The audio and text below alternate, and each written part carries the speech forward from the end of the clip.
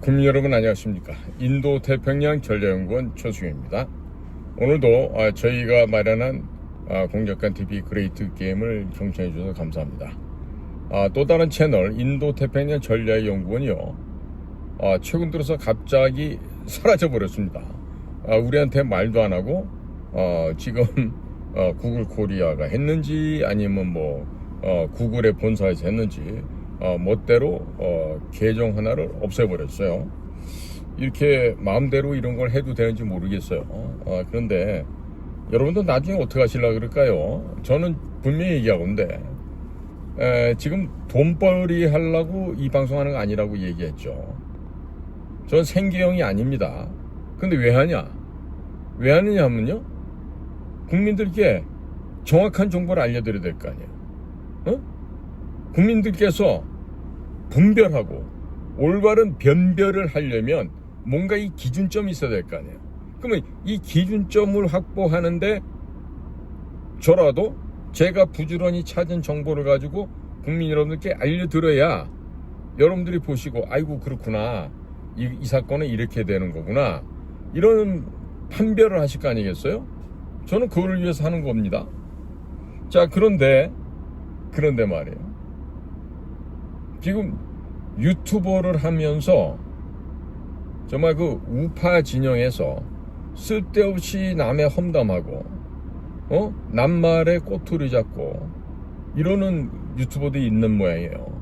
그 굉장히 그 인생 자체가 그 불행하게 됩니다. 그러면은 뭐든지 남과의 공존하는 것도 인정을 하고, 또 남이 잘하는 것도 인정하고 또 칭찬하고 그럴 수 있어야지, 무조건 남들이 하는 거에 대해서는 비하하고 욕하고 이딴 식으로 방송을 하는 건요, 굉장히 모자란 행동이에요. 더더군다나 나이를 먹어가면서 늘 보면 그 스스로가 갖고 있는 열등감 있는 애들이 있다고. 근데 그게 열등감이 딴 데서는 폼을 잡아.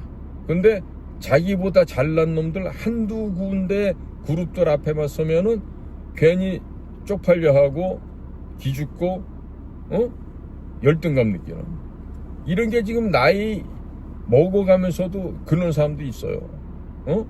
나이가 70인데 말이야, 나이가 70이 넘었는데 아직도 고등학교 대학교 얘기를 해. 그러면 곤란한 거예요, 그거는. 자, 지금 제가 최근에 발견한 한 재미 코리안 아메리칸으로 추측되어집니다.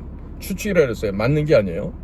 그런데 이분이 이름은 진 커밍스인데 굉장히 지적 능력이 타고나신 분 같아요. 정치 뉴스 연구 분석을 해오셨던 분이고 예전에는 발행인도 하셨던 분인 것 같아요. 그러니까 이분이 지금 그 글을 쓰는 내용들을 보면요, 예사롭지가 않습니다. 예사롭지가 않고 이분의 이런 이야기들과 이런 이분의 그 분석 내용을 우리 국민들께도 좀 전달해 드리는 게 좋을 것 같아요. 그래서 오늘도 제가 한 편을 갖고 왔어요. 딴 게 아니라 트럼프 전략에서 한국이 배제되어 버린 이유입니다. 따라서 요즘 전시작전 통제권 환수라 해서 환수, 이 환수라는 건 말도 꺼내면 안 돼요. 왜 안 되는지 제가 좀 쭉 설명을 드리겠습니다. 자, 지금 트럼프 대통령은 지금 이 순간에도 G7, 나토, 중동, 인도 태평양, 아프리카 이르기까지 전 세계 주요 국가들과의 전략 동맹 체결을 사실상 마무리 단계에 이르렀어요. 오늘은 아프리카 지도자들과의 회담을 갖고 트럼프는 기존의 USAID 현금 지원을 폐지하고 무역과 투자 중심의 전략으로 전환해서 아프리카 국가들이 스스로 자립할 수 있는 기반을 마련해주면서 동맹을 강화시켰어요. 굉장히 현실적인 대통령이죠. 또한 필리핀과 캐나다 간의 방위협정도 사실상 체결 직전이고, 대만 또한 유사한 수준의 군사협력이 진척 중에 있습니다. 이로써 중국, 러시아, 북한은 완전히 고립되게 되었고 이 3개 국가를 제외한 지구상의 모든 주요 세력이 미국 중심의 글로벌 재편에 결속되게 되었습니다. 이는 단순한 외교가 아니라 군사, 정보, 경제, 에너지, 공급망까지 포함된 전면적인 포위 전략이라고 할 수 있겠습니다. 오늘 CNN은 차이니즈 뉴스 네트워크죠. 이 CNN은 트럼프가 우크라이나를 침공하면 모스크바를, 대만을 침공하면 베이징을 폭격하겠다고 경고했던 육성 녹음을 폭로했습니다.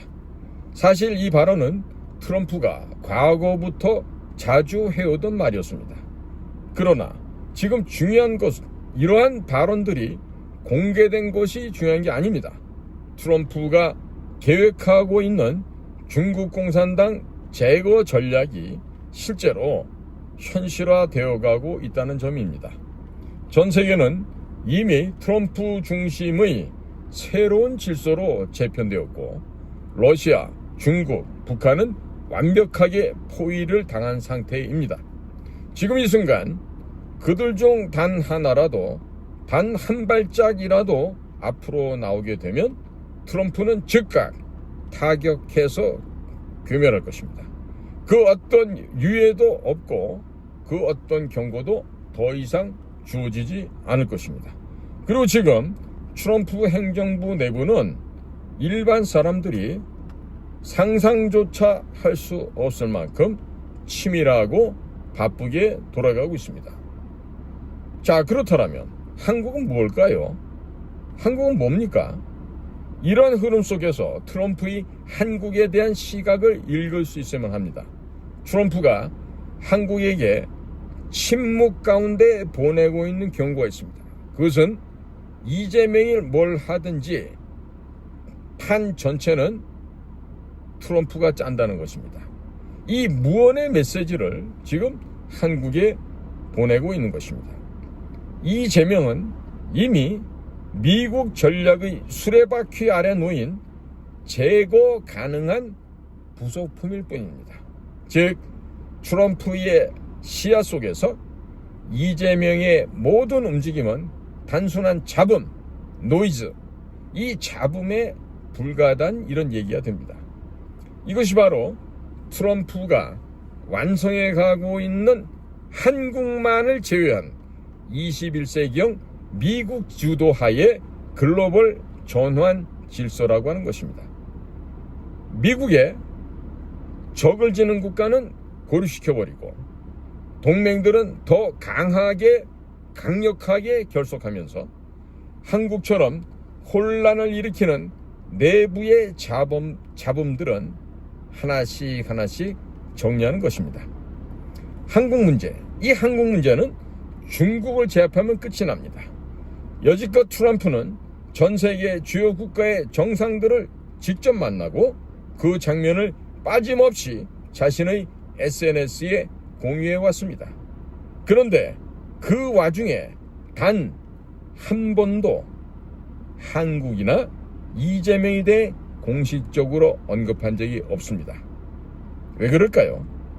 아직도 그 진정한 의미를 깨닫지 못하고 계십니까? 트럼프는 한국의 소위 보수가 원하는 방식으로 한국을 지켜주지 않습니다.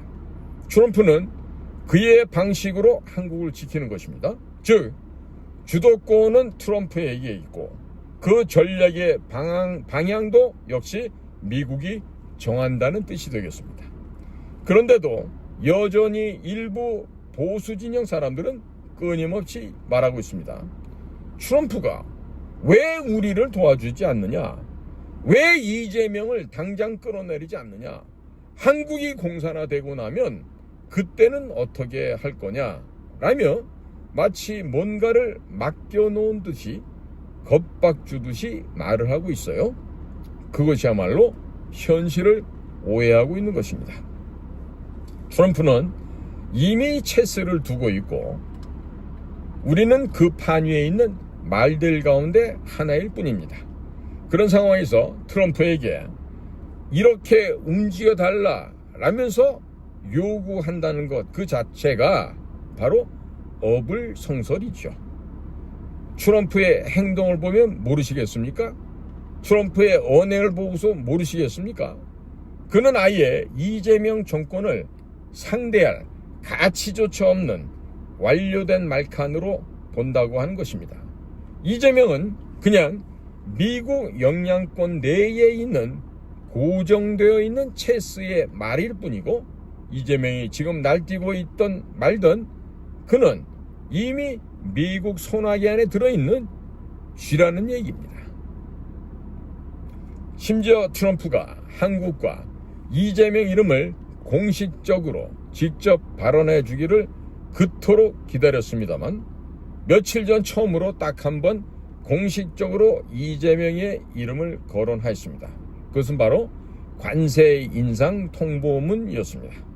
그것도 뭐라고요? 전 세계에 똑같이 뿌리는 공장형 포맷으로 되어 있는 딱 그 순주로 말이죠. 이것이 지금 백악관이 이재명을 바라보고 있는 시선이라는 것입니다. 자, 미국이 바라보는 전시작전 통제 환수에 대해서 말씀을 드려보겠습니다. 이재명 정권은 그야말로 한국을 완전히 붕괴시키기 위해서 작정하고 있습니다.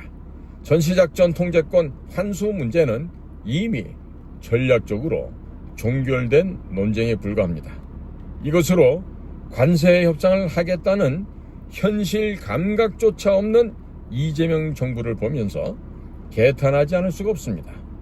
일각에서는 삼성, 사성 장군의 지휘권 논쟁과 함께 마치 작전권 환수가 자주권 회복인 것처럼 포장을 하고 있습니다. 그러나 냉정히 보실까요?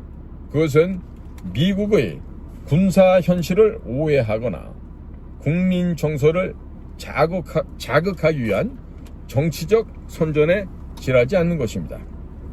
미국 군대는 병사 한 명까지도 오직 미국 대통령, 즉 미국의 최고 통수권자의 명령에만 따르는 군대입니다. 이는 단순한 제도의 문제가 아니라 동맹 구조 자체의 본질적 성격인 것이죠. 그들은 전시작전권을 환수하면 드디어 한국군이 우리 군을 스스로 지휘하게 된다. 미군 지휘에서 벗어나야 진짜 자주국방이다. 연합사령부의 사령관이 한국군으로 바뀌면 모든 작전의 주도권이 한국으로 온다라고 주장하고 있습니다. 이 말만 들으면 마치 모든 군사작전을 한국이 주도하는 것처럼 들립니다. 하지만 실제로 자신들도 그것이 가능하지 않다는 것을 알면서 국민들을 호도하고 있는 것입니다. 만약 전쟁이 발발했을 때 급박하게 돌아가는 작전 상황에서 한국이 미군 전략 자산에 명령을 내릴 수가 있나요? 예를 들어서 한국군이 실전 중인 B2 스텔스 폭격기의 출격을 필요로 한다고 해보시죠. 과연 미군이 한국 사령관의 명령을 수용하고 움직일 수 있다고 생각하십니까? 그 결정은 어디까지나 미국, 그리고 미국 합참과 백악관의 판단 아래 이루어지게 됩니다. 한미 간 협의를 통해 조율하겠다. 이런 말은 번지르르하게 들립니다. 하지만 그것은 평화 시기에서나 가능한 이야기입니다. 전시에 미사일이 쏟아지고 통신망이 교란되며 상황이 수분 단위로 급변하는 현실 속에서 그런 협의와 조율이 실제로 작동할 수 있을 것이라고 믿는다면 그것이야말로 가장 위험한 착각이 될 것입니다. 결국 중요한 것은 누가 키를 쥐고 있느냐 하는 것입니다. 그리고 그 키는 언제나 미국의 손에 있으며 그것이야말로 한미동맹의 군사적 본질이자 현실인 것입니다. 더욱 어처구니 없는 점은 일부에서 미국이 주한미군 사령관을 사성장군에서 삼성장군으로 낮추면 한국군 사성장군이 미국군을 지휘할 수 있는 구조가 만들어지는 거 아니냐라는 식의 현실성 없는 해석이 나오고 있다는 점입니다. 이는 명백한 오해이고 한미 군사동맹의 구조적 원리를 전혀 이해하지 못하는 착각인 것입니다. 지금 미국 국방부가 주한미군 사령관직을 사성장군에서 삼성장군으로 낮추는 안을 논의하는 이유는 결코 한국이 주장하는 전시작전 통제권 환수에 협조하기 위해서가 아니라는 점이에요. 오히려 그것은 미국이 이재명 공산 정권과 한국의 국민들의 대다수가 좌파, 친북, 친중 정권을 지지하고 있는 세력이 많기 때문에 한반도 전역을 전략적 위험지대로 분류하고 재분류하고 주한미군을 단계적으로 후방에 재배치하거나 철수한 뒤에 한국과 북한을 포함한 전체 한반도를 위험 구간으로 정하고 동북아 전체를 하나의 확장 전선으로 감싸서 한반도를 포위하는 구도로 만드는 구상의 일환일 뿐이라는 점을 강조해드립니다. 즉 미국은 이제 한국 땅에 직접 발을 두는 것보다 오히려 한국을 둘러싼 해상과 공중에서 전쟁을 지휘하는 방향으로 전략을 전환하는 것이잖아요. 그렇죠. 이러한 변화는 새로운 인도태평양 전략의 광범위한 유연한 통합작전 구조를 고려한 조정 결과입니다. 따라서 주한 미군 사령관직을 사성장군에서 삼성장군으로 조정하는 논의는 한국의 전시작전권 환수 요구에 부응하기 위한 것이 아니라 전체 인도태평양 전략을 보다 효과적으로 통솔할 수 있는 핵심 지휘부를 인도태평양 중심축 국가에 집중시키기 위한 판단인 것이죠. 미국은 이미 인도태평양 사령부를 중심으로 일본, 괌, 필리핀, 호주 등 복수의 전략 거점을 활용한 다축 전개 구상을 본격적으로 가동하고 있습니다. 여기에 더해 중국을 직접 겨냥한 포위망 구축의 일환으로 캐나다까지 이 인도태평양 전략에 합류시키려는 움직임도 나타나고 있습니다. 이처럼 작전 범위가 한반도를 넘어서 인도양과 남태평양, 북미 서부 지역까지 확장되는 상황에서 굳이 동일 작전구역 내에 사성장군을 중복 배치할 필요는 없다는 판단이 국방부 내부에서 논의되고 있는 것입니다. 바로 이 때문에 주한미군 사령관직을 사성장군에서 삼성장군으로 조정하는 논의는 전시작전권 환수와는 무관하게 미국의 광역 통합작전 구조 재편이라는 더 큰 전략적 그림 속에서 추진되는 것입니다. 다시 말해 주한미군 사령관직의 삼성장군 전환 논의는 지휘 하락이 아니라 작전 지휘권의 중심을 더 넓고 전략적인 단위로 재조정하려는 미국의 판단이며 한국이 요구해서 들어주고 말고 할 일이 전혀 아니라는 이야기가 됩니다. 대한민국의 국민들은 지금 이 변화의 의미를 착각해서는 안 될 것입니다. 이는 단순한 지휘체계 조정이 아니라 한국이 동맹의 중심에서 위험 관리 대상으로 전환되고 있다는 위험한 신호로 읽어야 하는 것입니다. 이런 점에서 우파의 개혁이 필요합니다. 특히 한국의 우파 진영에서는 감정에 휩싸여서 같은 진영 내에서조차 서로를 향해 손가락질하며 편가르기와 내부 분열에 몰두할 때가 아니라는 점을 다시 강조합니다. 이재명 정권으로 인해 미국과의 전략적 동맹에 균열이 생기면서 국가 시스템 전반이 파탄 직전으로 내몰리고 있으며 그 피해는 고스란히 국민 전체에게 돌아가고 있습니다.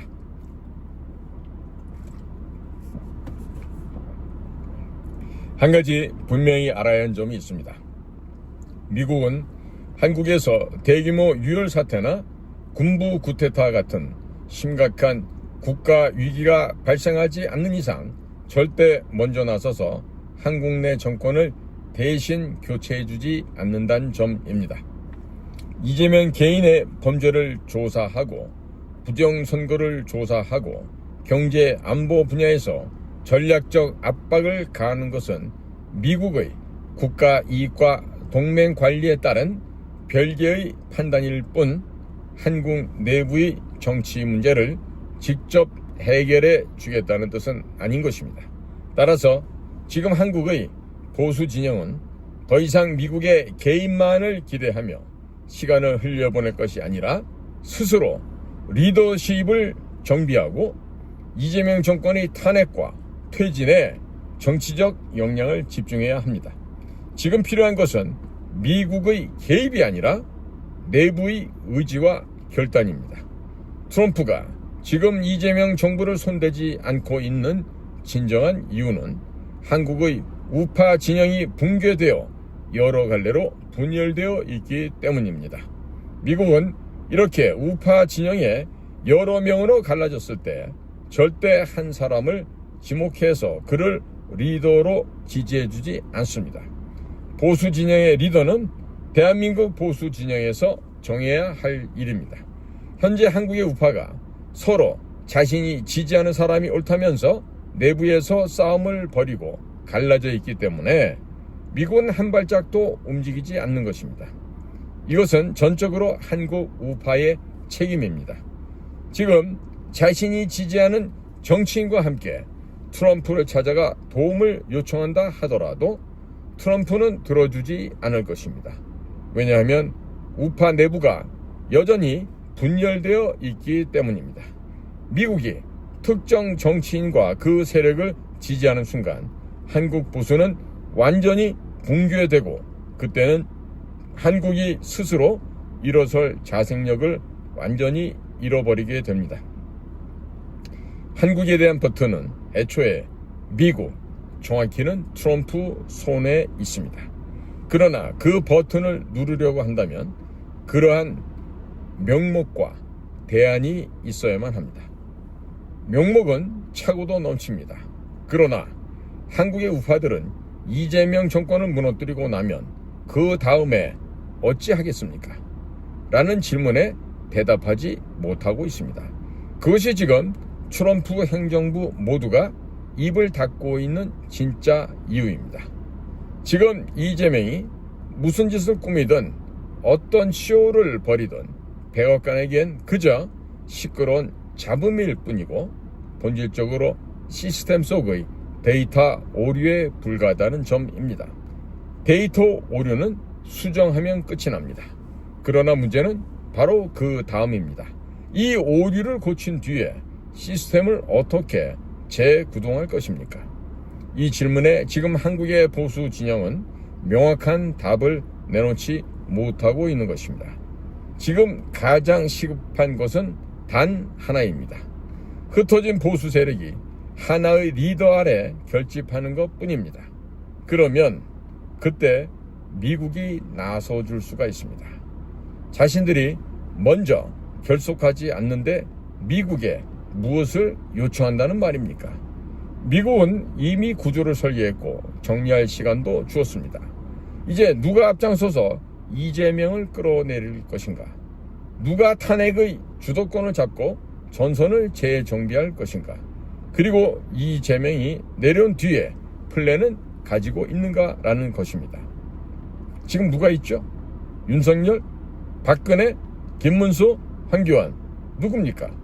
이 중 한 사람이라도 미국 대통령이 지지한다는 의사를 표현하는 순간 한국의 보수는 서로 싸움을 벌이다가 모든 일을 망치게 될 것이고 그 피해는 고스란히 미국의 대통령에게 돌아가게 될 것입니다. 그러므로 그 선택은 한국 보수 내부의 몫이며 대한민국 국민들의 몫일 뿐 미국의 대통령의 몫이 결코 아니라는 점입니다. 트럼프도 백악관도 미 국방부도 기다리는 건 바로 그것입니다. 한국 보수의 결집, 단일화, 그리고 누구를 앞세울 것이냐. 이것은 한국의 국민들이 해야 할 몫이라는 얘기입니다. 한국은 미국에게 전략적 요충지일 뿐 경제적, 정치적 이익을 기대하는 국가는 아닌 것이죠.